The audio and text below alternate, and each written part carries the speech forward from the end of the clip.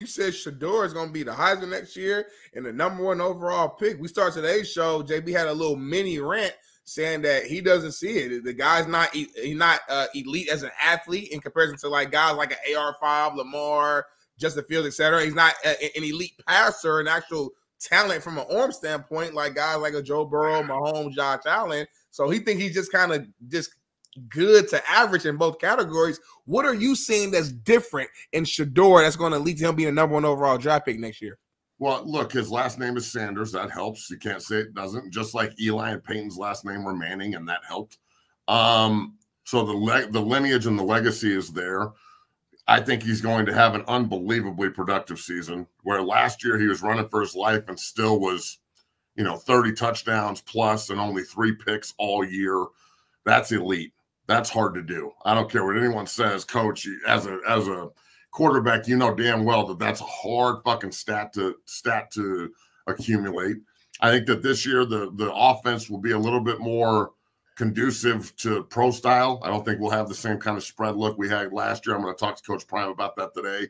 With an ex professional offensive coordinator running things, and the ability to lead while he's getting punched in the mouth. I mean, the toughness aspect of Shedeur Sanders, that's one of the things I would figure Coach JB would love about this kid is like the CSU game when Six ran his ass over in front of Coach Prime and the whole team, and he got up and spit blood and smiled at this motherfucker through his grill and went and won the game, like through a dime.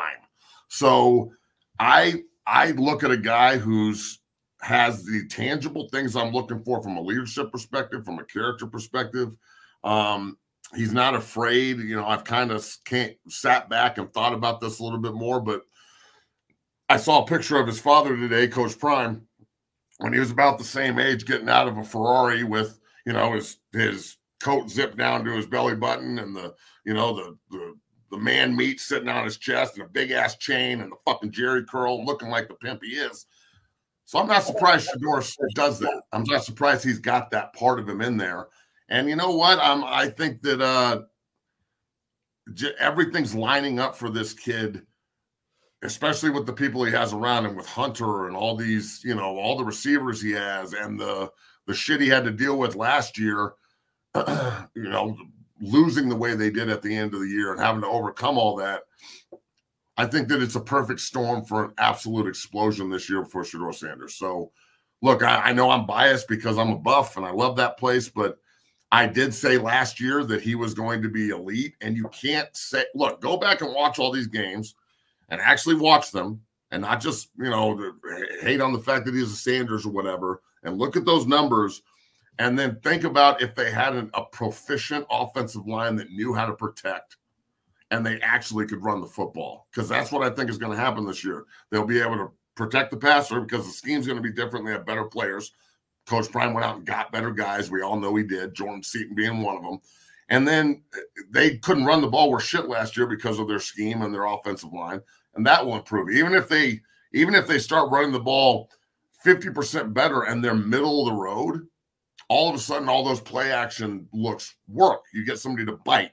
So I personally think Shedeur is about to have a fucking monster season, and Travis Hunter is going to be right there on his ass. So one of those two, I think, could be hoisting a fucking Heisman in Boulder at the end of this.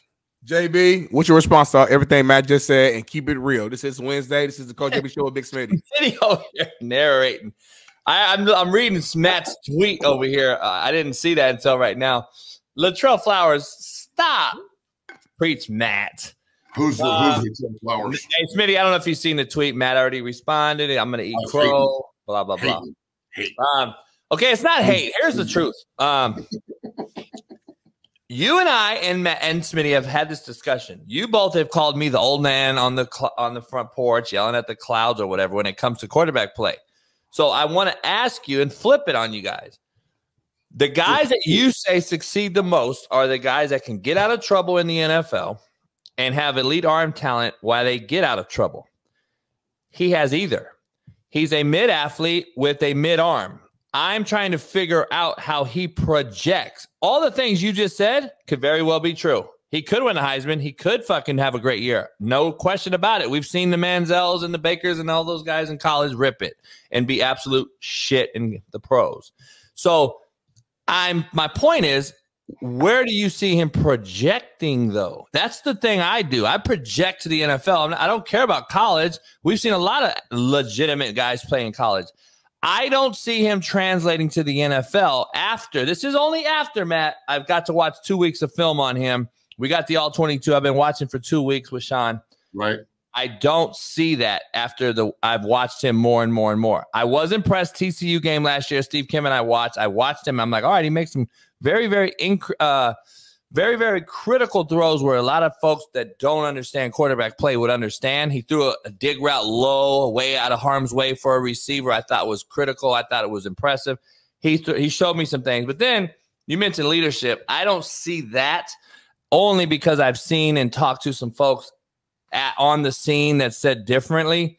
So that's a whole nother discussion. But I'm curious how your interview with Prime goes and how you ask those questions, because I know you will. I don't see him projecting or transitioning, I should say, to the NFL and being this big-time number one guy. I just don't see it. Not in the era that you guys have both described to me as need to be the freak, athletically gifted guy now back there. He doesn't have an arm like Mahomes, Allen, Herbert, Aaron, and he can't move like Lamar, Kyler, Justin. So, like, I'm trying to figure out, professionally speaking, where does he fit into all that? Look, we've said this a million times, but so much of it is where you go. You know what I'm saying? Like what kind of coaching he gets at the next level. And really a lot of that is going to be the foundation it's built on, right? Moving forward as well. So that's really what gives me a ton of optimism moving forward with Shedeur, primarily, is the foundation that he has. Regardless of how much, they're in the spotlight and whatnot, they manipulate the media. The media runs with them because they know it's a click. People give a shit. So I'm not going to sit here and act like they're not playing the media like a fiddle. And I'm not also going to sit here and act like the media doesn't get something off of the Sanders family as well. So that is what it is. But when you just look at the meat and potatoes of this, I think the foundation the young man is building, all of the shine and the hype and everything that's pointed at them, well, they want that smoke, bro.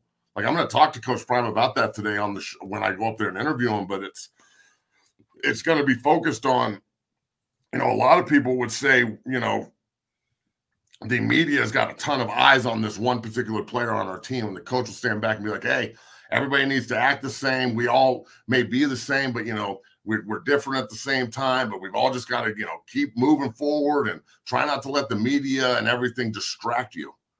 Well, the difference here is Coach Prime and his whole team and his family and his sons, especially the ones that play, Shiloh and Shedeur, and I'm going to throw Travis Hunter in there too because he's family. They've been like trained since day one to deal with this shit. And that foundation mentally, the ability to handle the stress, the push, and all that bullshit is, I think it's a massive indicator for future success, just from a standpoint of being able to handle all this shit, being able to handle the stress, the scrutiny, everybody piling on him if it doesn't go well, throwing praise at him if it does. So there's a lot of things that play into this. But at the same time, man, I really truly believe that the foundation laid by Coach Prime when, he's a father first and then, maturing into a Division I Power 5 head coach, that work done back in the day from the fathering perspective is what's going to set them up for success down the road. I don't really think it has anything to do with the tangible things from a perspective of just being a quarterback. I think it's so much of it's mental and what's in his chest. And his arm strength is real. I think it's really good and elite. He's not the fastest guy, but he does do a great job of manipulating the pocket with his feet. He holds the ball, but he's also holding it to get guys open. He's not just holding it and running around like a clown. So yeah, there's ways to break him down and scrutinize it, but I think there's also ways to look at it and go, wow, man, we could really do something with this shit if it's hung correctly. So Coach Sanford out there giving us some love, man. What's up, Mike Sanford? You pimp. What's up, Yes, Coach sir. Sanford, Mike Sanford. Real quick, Matt, did you watch our show before you joined today? Because when we talked about Shedeur earlier, I said something like very similar in reference to Shedeur. I said it was mental. I said it was his brain and his heart. That's what it is. And it's those two things you can't fully measure when you're just watching the tape and looking at the tangible skill set. Because I agree with Coach. He's not elite in any particular individual physical category, but the poise he's shown me when he's dealing with players in it, in his face all damn game, getting hit, getting harassed, he gets back up, he perseveres, and he still finds a way to be great. To throw 27 touchdowns to only 3 picks in year one with the team that was just quite frankly was average around you, just from being real, and you still perform at that level, I think that says a lot to him. Now, again, he has to go out here and really prove it this year because he actually has more help, more experience, better O-line. So I'm expecting big things. He has to go out here and actually do it now. But if we're talking about this from what we've seen from last year and just intangible factors, I think so much of a quarterback's success and greatness is connected to those intangibles, man. It's so much more. Even again, I'm not comparing him to Brady. I'm not crazy. But when I look at Brady isn't the best athlete. He doesn't have the best arm we've ever seen. He hasn't even had the best arm of his era. I think Aaron Rodgers has a much better actual arm from a skill set standpoint.